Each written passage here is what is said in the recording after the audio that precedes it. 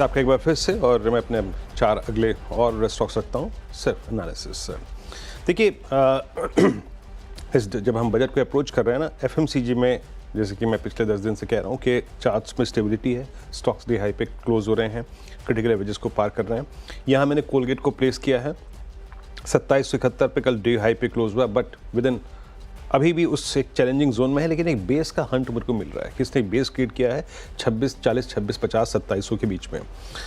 अब कल 20 डेमा के ऊपर क्लोज हुआ, अभी मैं ज़्यादा नहीं, करीब 2822 यानी करीब 60-70 रुपये के स्विंग के लिए, जहाँ पे इसका 50 डेमा प्लेस्ड है, वहाँ तक की गुंजाइश लेके चल रहा हूँ। और अगला काउंटर भी वही होगा, डाबर ने कल, डाबर हमारी टीम में था इस तथ्य के आधार पर कि इसमें एक बेस बना है, 50 डेमा के ऊपर क्लोज हो रहा है, कल इसने बहुत अच्छी परफॉर्मेंस दी। अब देखिए, अगर ये इस जोन के ऊपर 530 के ऊपर 525, 28 के ऊपर टिक रहा है, इसका मतलब ये है ये अपने बेस को जो कि क्रिएट हुआ है 50 डेमा पर, उसको रिस्पेक्ट दे रहा है। यहाँ पे क्लस्टर खुल जाएगा करीब 553 का, जहाँ पे इसका 200 डे एवरेज प्लेस्ड है। तो डाबर को रीड कीजिएगा।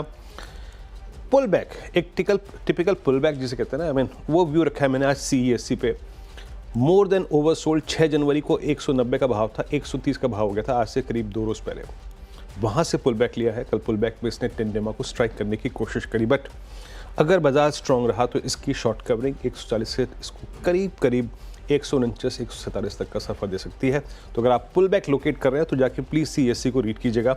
और आखिरी stock Escorts Kubota, day high पे क्लोज हुआ अबव ऑल मूविंग एवरेजेस। साथ ही याद रखिएगा, इसमें एक बेस बनाया है इसने 12 नवंबर से लेके अब तक, और अगर मैं उसे ट्रांसलेट कर दूं किसी पैटर्न में तो वो एक typical inverted head and shoulder pattern है।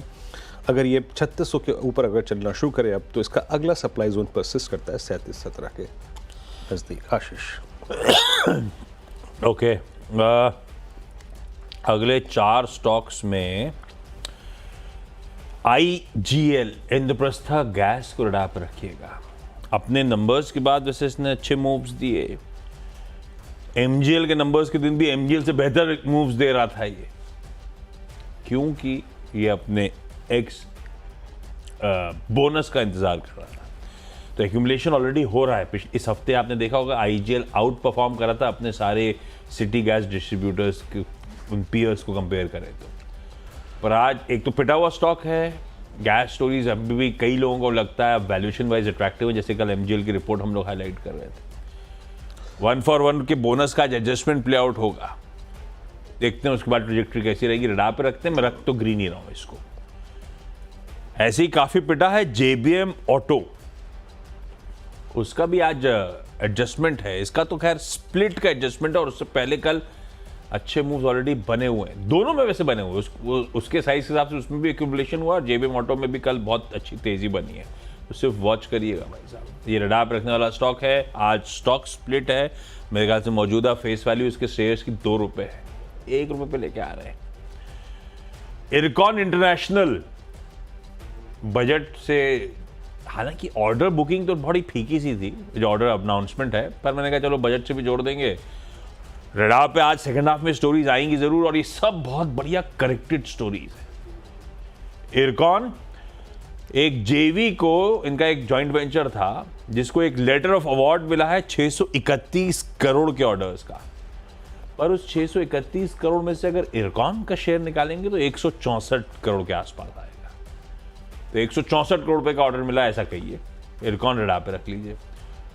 और लास्ट में एक इंटरेस्टिंग ब्रोकरेज अपडेट आया था, आपको याद होगा, अभी अपन लोग न्यूयॉर्क कंपनी में मैनेजमेंट से चर्चा कर रहे थे RR केबल के, या कबेल के, क्या बोलते हैं, कबेल के, मैंने पूछा भी था, काबिल, RR काबिल।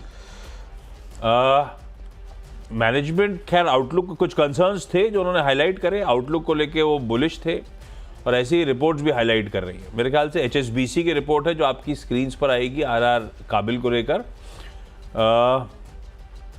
मैं भी खोल लेता हूँ। हाँ, अपग्रेड करा है, खरीदारी करने का कॉल 1600 मेरे ख्याल से, जैसे कि गेल में ईयर हाई की तरफ बाने की बात हो रही थी, RR काबिल भी 1600 के टारगेट्स हैं, यही ईयर हाईस थे जहां से स्टॉक तगड़ा करेक्ट हुआ था। उस करेक्शन के पीछे कई सारी वजह थी, उसमें सबसे इंपॉर्टेंट यही था कि केपेक्स का स्पेंड भी धीमा पड़ा है भाई साहब, तो बजट से पहले रडार पे रख लीजिए। और HSBC कहता है कि एक अनएक्साइटिंग कैलेंडर ईयर 2024 रहा है, लेकिन लग रहा है ऑल सेट है अपनी previous strong profit growth trajectory पे कंपनी अब लौटने के लिए। और इस कंपनी की वैसे ट्रेजेक्टरी अपने पीयर से हमेशा बेहतर रही है ग्रोथ की, तो अगर ऐसा हो रहा है तो ये स्टॉक फिर रिस्पॉन्ड करेगा। मेरे को लगता है रडार पर रख लेते हैं, वैल्यूएशंस अट्रैक्टिव हो चले और ब्रोकरेजेस कंस्ट्रक्टिव हो रही हैं स्टॉक पे। ग्रीन हो गया, 10-10 हो गए भाई साहब। कल सुबह भी तो मिलेंगे अपन सीधा सौदा में, कल सुबह भी सीधा सौदा करेंगे। बजट के दिन वाले स्टॉक्स टेक्निकली कैसे पॉइज्ड हैं, खबरों के लिहाज से कौन से रडार पर रखते हैं, कल भी चर्चा करेंगे सैटरडे के दिन। लेकिन आज के 10-10 स्टॉक्स पूरे। क्विकली छोटा सा ब्रेक के उस पर जब लौट के आएंगे तो टीम्स का एक क्विक रैप अप।